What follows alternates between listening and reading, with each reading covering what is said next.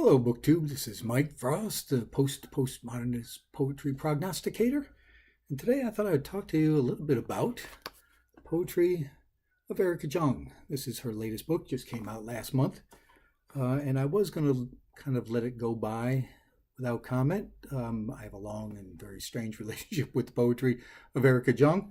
But in recent conversations outside of the world of poetry and outside of the world of books, made me want to do this video because I feel there's a basic misreading of some texts that I would like to talk about, and I just don't think that there's enough old white guys out there helping women define what it is to be a woman and how to do feminism. So I thought I'd add my 2 cents worth as an old white guy.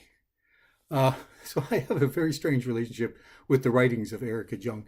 I know there's a lot of younger folks out there that probably wouldn't be familiar. It's not a household name in writing anymore, but there was a time, especially in the 70s and 80s, when Erica Jong was a household name. Everybody knew, based on this book, Fear of Flying. This book came out in 1973. I was not a reader, so I didn't have any firsthand experience when the book came out. But my mother read the book, and it sold out like immediately in 1973. Everybody knew this book. Everybody read this book. And my mother and her friends didn't get a hold of it until, I think, 1974, if I remember right, something along those lines. But by that time, everybody had discussed it as erotica. Erica Jong's Fear of Flying has a little blurb on there. But it was almost immediately defined as erotica. Now, my mother was not what I would say like a voracious reader, but she did read, and she read mostly romances. And when she read this book, there was a profound change in attitude and in lifestyle for a short while, which left a kind of an impression on me that this was something, first of all, your mother, I was, 1973, I would have been 12 or 13 years old. When it came 1974, I would have been 13 years old. So the idea of your mother reading erotica at 13, I'm sure, left no scars at me at all. But I was not a reader. It was just something she did. I talked about this on other videos, but I joined the service in 1980. And after joining the service, I became a reader. And then I was overseas. I was in Ankara, Turkey, and I went to the bookstore there, and I saw a book of poetry. I was just starting to get into reading poetry, so I was reading all the classics at that time, reading the big names in classical literature and classical poetry. But I saw the book by Erica Jong. I think it was her first book. This is not an original. This is an anniversary copy, but it was called Fruits and Vegetables. But I saw the name Erica Jong on it, and it reminded me of the writing. And I said, well, let me pick that up. I wasn't reading a whole lot of wide variety of poetry, just reading some of the classics. And I remember reading a very short. So at the beginning of this book, it starts out general poetry, like 2 or 3 pages of nothing startling in the poetry. The title is Fruits and Vegetables. It's like she was not influenced by Neruda, but later realized that the ideas were expressed by Neruda before her. But at the time, she was just writing her style. So she wrote this book of poetry before Fear of Flying, before the big takeoff of her prose.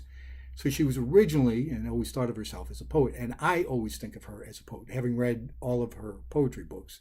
And some of her, not all, but some of her prose works, I always think of her as a poet first. So I've read some classics to just get in touch with poetry. And then I read this Fruits and Vegetables, Erica Jong. It's a poem, but a poem about bananas. Now we're in Fruits and Vegetables. Has not been written. Southerners worry about bananas, their skin. And nearly everyone worries about the size of bananas, as if that had anything to do with the flavor. Small bananas are sometimes quite sweet. But bananas are all like poets. They only want to be told how great they are. Green bananas want to be told they're ripe. According to Freud, girls envy bananas. In America, chocolate syrup and whipped cream have been known to enhance the flavor of bananas. This is called a banana split. Now I'm 20, 19, 20. Only read classical poetry. Read that, stopped and said, what the did I just read? I didn't know poetry could do that. Now, again, I'm not widely read at that point. I wasn't aware that other poets had done some similar things or talked about daily stuff. I was reading classical poetry at the time. So it was more my education in poetry, lack of education in poetry, than that this was talking about normal day-to-day stuff in life was not something I had read in poetry. And reading that, I remember it startling me. And as it goes through this poem, more and more of this sort of thing popped up. And I was like fascinated, intrigued by this. And I was from that, and I went back into my normal studies. Again, I wasn't studying poetry so much as just reading it, becoming familiar with it. And then I saw this book in a used bookstore. I think I was traveling at the time. I think I was in Sacramento, California or something. I was traveling, saw this Half Lives, Erica Jong, and picked it up. And this is and still is my favorite book of poetry by Erica Jong. And it has been classified as erotica literature or erotica poetry. It was in most of the write-ups of this thing was erotica. And I remembered Fear of Flying was defined as erotica. So I had, like many, associated Erica Jong with erotica writing. I went back overseas. I can't remember what year, but it was several years later. Went back overseas and found this book in a bookstore. And now I've read a couple of books of her poetry. I'm intrigued by her poetry. Again, starting my education process, and I decided I'm going to read this book that my mother read back in the 70s. And it immediately changed my viewpoint and my reading of the other poetry. Again, this Fear of Flying was listed as erotica. I didn't pick it up in the erotica section. Now, I'm not trying to be snobbish. I've read erotica. I have enjoyed erotica writing. I've enjoyed parts of that written into other works of fiction. I'm not a purist. I'm not saying I wouldn't read erotica. I thought this was erotica when I picked this up, and it fundamentally changed the way that I read her poetry and the rest of her prose, because this is not erotica. This is feminist writing, and it was really my first experience with feminist writing. Now, having said that, all right, so Erica Jong's poetry, I'm sorry, I'm going to flip back and forth a little bit. Later, when I realized the feminism, I saw the trail of the influences, and I've not seen this by Erica Jong, but I could trace Erica Jong's poetry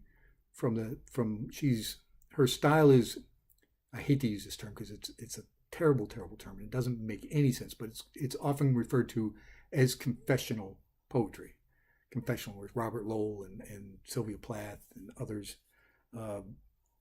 They're labeled confessional poets, which is a terrible, misleading title. But she fits into that category, even though the category is poorly labeled. And I see her as less directly from Sylvia Plath, but more Anne Sexton.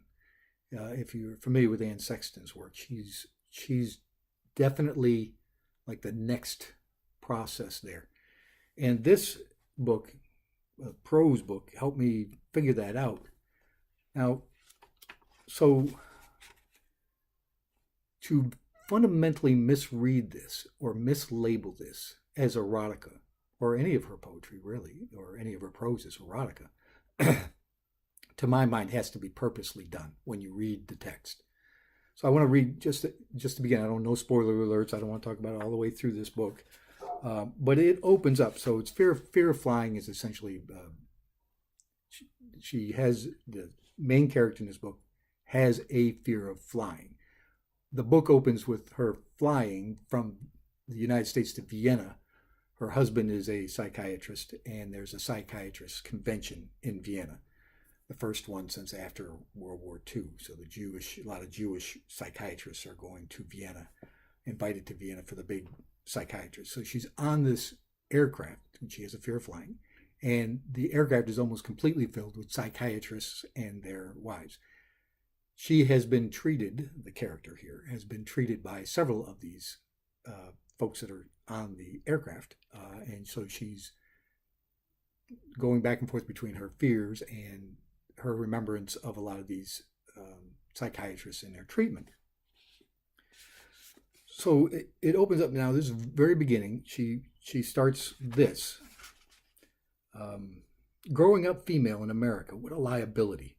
You grow up with your ears full of cosmetic ads, love songs, advice columns, horoscopes, and it's spelled horror, W-H-O-R-E, horoscopes, Hollywood gossip, and moral dilemmas on the level of TV soap operas. The litanies of advertisers and the good life chanted at you. What a curious catechism. Be kind to your behind. Brush like you mean it. Love your hair. Want a better body? We'll rearrange the one you've got. That shine on your face should come from him, not from your skin. You're come a long way, baby. How to score with every man in the zodiac. It goes on, things like that. What the ads and all the horoscopes, again spelled with a W-H-O-R-E, seem to be implying was that if only you were narcissistic enough, if only you took proper care of your smiles, your hair, your boobs, your eyelashes, your armpits, your crotch, your stars, your scars, and your choice of scotch and bars. You gotta admit there's some poetic writing in there. You would meet a beautiful, powerful, potent, and rich man who would satisfy your every longing, fill every hole, make your heart skip a beat or stand still, make you misty, and fly you to the moon, preferably on gossamer wings, where you would live a totally satisfied forever. What the crazy part was that even if you were clever, even if you did spend your adolescence reading John Donne and Shaw, even if you studied history and zoology and physics and hoped to spend your life pursuing some difficult and challenging career, you still had a mind full of the soapy longings that every high school girl was awash in. It didn't matter whether you had an IQ of 170 or 70, you were still brainwashed all the same. And it goes on like that. So she talks about the brainwashing as part of this. And then what enters into the lexicon of English language is the famous zipless fuck, which comes from this book, Fear of Flying. And it has been misused and misnamed ever since this book has come out. So a zipless fuck, as defined by her, she goes from that description of the brainwashing of all women to this idea that women have fantasies, sexual fantasies. And the sexual fantasies that she describes is called, what she labels as a zipless fuck. And then she gives an illustration where one could get the idea that one is reading erotica from, which I'm not going to repeat here because it only taints the argument that I'm trying to make. So idea that there's a description of a graphic description of two people having a zipless fuck. And then she says, one scenario is of the zipless fuck. Zipless, you see, not because European men have button flies, because this was in Europe, rather than zipper flies, and not because the participants are so devastatingly attractive, but because the incident has all the swift compression of a dream and is seemingly free of all remorse and guilt, because there is no talk of her late husband or of his fiancée, because there is no rationalizing, because there is no talk at all. The zipless fuck is absolutely pure. It is free of ulterior motives. There is no power game. The man is not taking and the woman is not giving. No one is attempting to cuckold a husband or humiliate a wife. No one is trying to prove anything or get anything out of anyone. The zipless fuck is the purest thing there is, and it is rather more rare than a unicorn. And I have never seen one. Whatever it may seem, whenever I seem to come close, I discover the horse with a papier-mâché horn, or two clowns in a uniform suit. Okay, so she goes on to describe somebody else. So the zipless fuck is a fantasy. Okay, so that's like one page after this idea that women are brainwashed through advertisements. As true today as it was in the 1970s, or she probably wrote this, well, probably, if not the very late part of the 60s, but the early 70s, because publishing would have taken a few years. But certainly we'll talk about the 70s as if all of this took place and her writing was in the 70s. But the advertisements had not changed. They're still the same. So a couple of pages after that idea that women are brainwashed, she asserts that women have fantasies, that they have sexual fantasies. And she labels that zipless fuck. There's this. I'm avoiding spoiler alerts for later on in the book, so I'm trying to avoid that. But then she, like 2 pages later, next chapter, which is labeled "Every Woman Adores a Fascist," which is a quote from Sylvia Plath, which she puts at the bottom of the chapter. Every woman adores a fascist, a boot in the face, a brute heart, and a brute like you, which, of course, sarcasm. We are dealing with the 70s. All right, so right after that description of zipless fuck, she talks about one of the psychiatrists that are on the plane with her in this Fear of Flying, and she's going over to Vienna. And she talks about their relationship and how that particular relationship with that psychiatrist ended. So she goes back and starts describing the last session that she had with him. And the psychiatrist begins, or is mid-conversation here. So the psychiatrist says, "But women are always the power behind the throne," my last analyst had said when I tried to explain how dishonest I felt for always using seductiveness to get what I wanted from men. It was just a few weeks before the trip to Vienna that we had our final blowout. I'd never quite trusted Kollner anyway, but I kept on going to see him in the assumption that that was my problem. "But don't you see," I shouted from the couch, "that's just the trouble. Women using sex appeal to manipulate men and suppressing their rage and never being open and honest." But Dr. Kollner could only see anything which was vaguely smacked of women's lib as a neurotic problem. Any protestation against conventional female behavior had to be phallic and aggressive. We had haggled over these issues for a long time, but it was his power behind the throne pitch which finally showed me how I'd been taken. "I don't believe what you say," I yelled, "and I don't respect your beliefs, and I don't respect you for holding them. If you can honestly make a statement like that about the power behind the throne, how can you possibly understand anything about me or the things I'm struggling with? I don't want to live by the things you live by. I don't want to be the kind of life or have a kind of life, and I don't see why I should be judged by its standards. I also don't think you understand a thing about women." Response from the male psychiatrist: "Maybe you don't understand what it means to be a woman," he countered.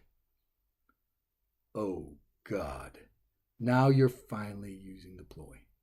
Don't you see that men have always defined femininity as a means of keeping women in line? Why should I listen to you about it, what it means to be a woman? Are you a woman?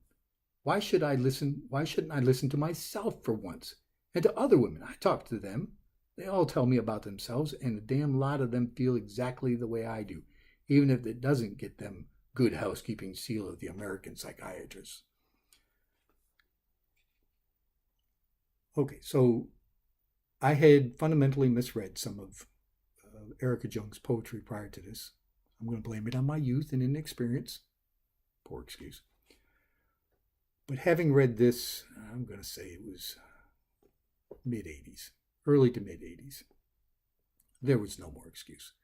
You cannot tell me, though there may be erotic elements to this book, that this is not a feminist book. And since then, I've seen where other people have called it second wave feminism. And I don't really, when you talk about first wave feminism, second wave feminism, third wave feminism, those were legitimate things. After that, what happened, I think, is a lot of men and men's movements started twisting this idea of feminism waves to subvert feminism. So I reluctantly use the title second wave feminism, not because it's not accurate in the waves of feminism, first, second, third feminism, but because now a lot of anti-feminists use the term waves to undermine and thwart the ideas and to mislabel ideas and the feminist movement. So second wave feminism is this is the idea where the idea of not being defined by men what being a woman is and being a feminist. I said I came to this. I've read Erica Jong's poetry. I'm a fan of Erica Jong's poetry, but I was going to let it go. I was just reading it because I enjoy the poetry. What the last thing the internet needs is another old white guy talking about feminism.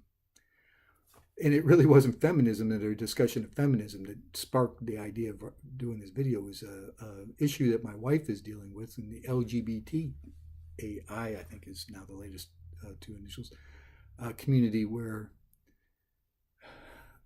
I don't want to get into a whole thing, but this idea of anybody trying to define for somebody else what it is to be a woman, gay, transsexual, whatever labels you want to put on it, or for someone to try to define what being a man is, which would hurt closer to home to me, which I find ridiculous that someone's going to define for me what being a man is.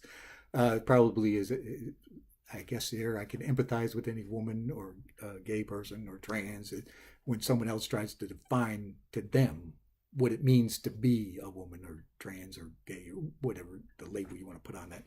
It's a ridiculous notion, but it's one that is no less prevalent now in the world of psychiatry and psychiatrists, and in the world of advertisements and in the world at large than it was in the 70s.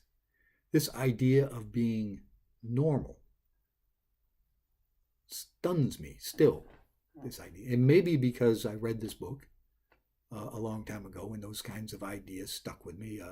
Alice Walker, Toni Morris, and other writers like this have also reinforced this idea that to be defined by some other group, although constant and ubiquitous, is no less ridiculous.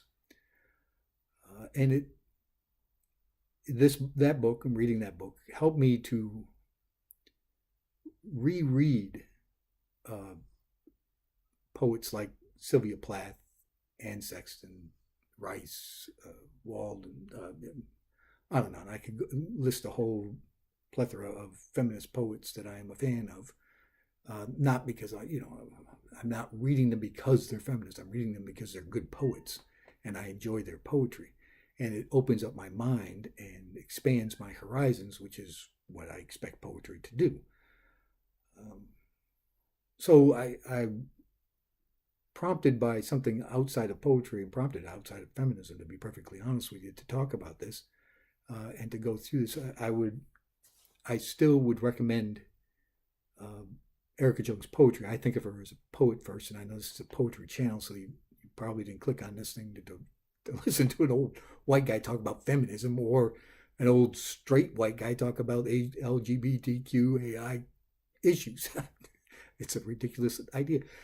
Maybe you've clicked on it to hear about how I once am guilty of misreading the poetry of someone as talented and as good a poet as Erica Jong and others, that this has helped me in realizing there is a distinct difference between eroticism and a woman owning her own sexuality, which could be said the same thing for LGBTQ and all other areas of life. So I would recommend Erica Jong's poetry. I would be curious. I know that there's some folks out there that aren't quite as old as I am watching this video. If you have not read Erica Jong's Fear of Flying, I recommend it. I would say go out, you can pick this up at a used bookstore somewhere and understand the similarities and the differences in the struggles of feminism and others since the 1970s. This is not a new struggle, but for every step forward, there seems to be a half a step back, and it baffles me.